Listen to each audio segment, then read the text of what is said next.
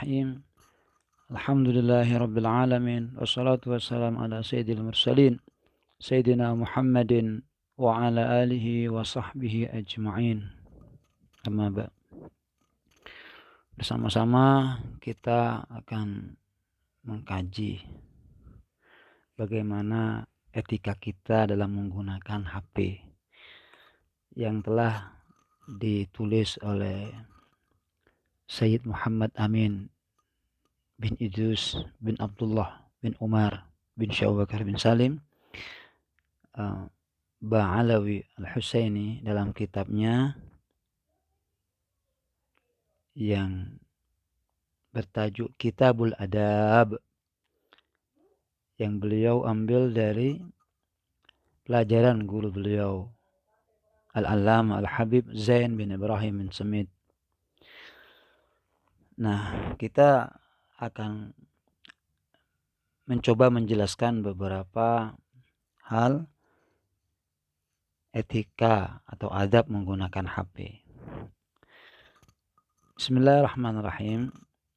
Di antara adab-adab menggunakan handphone atau HP itu adalah yang pertama, mematikan atau menonaktifkan HP ketika akan mendirikan sholat, agar tidak mengganggu sholatnya dan agar dapat sholat dengan khusyuk, yaitu tidak timbul pikiran dalam hati selain perihal sholat, dan supaya anggota tubuh selalu dalam keadaan diam dari gerakan-gerakan yang tidak dianjurkan untuk dikerjakan dalam sholat. Berdasarkan sabda Rasulullah SAW, laisa lil mar'i min sholatihi illa ma aqala. Itu ada dalam kitab Ihya Ulumuddin, yang artinya tidak terdapat pahala, laisa lil mar'i, tidak ada bagi seorang itu pahala min sholatihi, daripada sholatnya, illa ma aqala, kecuali seukuran kehusukan dalam benaknya. Dan jika lupa tidak mengecilkan suara HP ketika akan sholat, lalu tiba-tiba ada panggilan masuk, maka segeralah matikan atau hilangkan suaranya atau silent volumenya.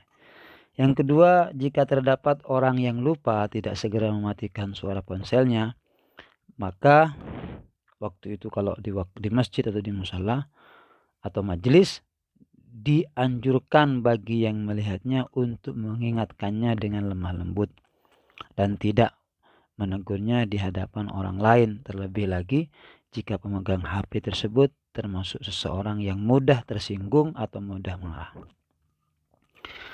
Baginda Nabi Muhammad SAW pernah mencontohkan kepada kita mengenai sikap dan tindakan dalam menasihati kesalahan orang lain. Di antaranya yaitu berdasarkan hadis tatkala datang seorang yang masuk Masjid Nabawi, kemudian dia kencing di dalam masjid. Nah, ini karena memang orang Badui, orang yang memang pegunungan, tidak tahu, maka para sahabat saat itu akan melarang secara langsung dan menyalahkannya atas perbuatan Badui tersebut. Akan tetapi Rasulullah berkata kepada mereka, da'u wala tuzrimu, biarkanlah dia, kata Rasulullah. Artinya biar selesai dulu kencingnya dan janganlah kalian memutusnya. Wala tuzrimu. Nah, falamma faragha, setelah selesai orang tersebut dari kencingnya itu, maka beliau Rasulullah SAW memerintahkan, da'a bidalwin min ma'in fasabbahu alaih. Bilang sama sahabat, ayo ambil satu timba air dan menyiramkannya pada tempat kencingnya tersebut. Nah, akhirnya orang yang kencing ini menjadi orang muslim yang baik karena begitu sikap Rasulullah. Yang ketiga, menggunakan HP ini ya, agar tidak mengganggu juga dalam keadaan sholat.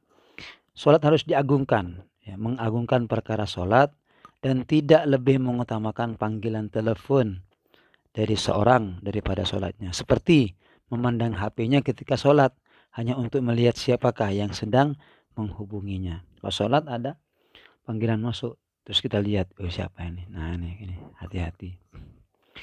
Al-Imam Hasan al-Basri, beliau berkata, "Yabna Adam, idza hanat 'alaika salatuk, faman ladzi ya'izzu 'alaik?" Kata beliau, "Wahai anak Adam, jika kamu meremehkan perkara salatmu, maka perkara apakah yang lebih mulia bagimu daripada salat itu?" Kok salat diremehkan?